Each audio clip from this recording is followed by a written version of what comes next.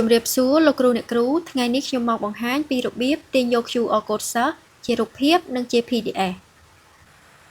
ជាដំបូងលោកគ្រូអ្នកគ្រូចូលមកកាន់ថ្នាលបឋម PHP បន្ទាប់មកធ្វើការចុចទៅលើគ្រប់គ្រង QR code បន្ទាប់មកលោកគ្រូអ្នកគ្រូធ្វើការជ្រើសយកថ្នាក់ខ្ញុំយកថ្នាក់ទី1ចុះថ្នាក់ទី1ខបន្ទាប់មកលោកគ្រូអ្នកគ្រូនឹងឃើញនៅ QR code ជាច្រើនហើយក្នុងនឹងផងដែរលោកគ្រូអ្នកគ្រូចង់ទាញយក QR code មួយក៏បានជារូបភាពឬមួយក៏ទាញយកជា PDF ក៏បានឥឡូវខ្ញុំធ្វើការទាញយកជារូបភាពសិនខ្ញុំធ្វើការចុចទាញយក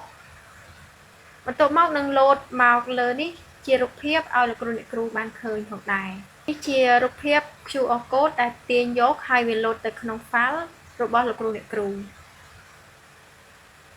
បន្ទាប់មកខ្ញុំមកធ្វើការទាញយកជា PDF លោកគ្រូអ្នកគ្រូធ្វើការចុចយកទាញយកទាំងអស់បន្ទាប់មកចុចពាក្យថាទាញយកជា PDF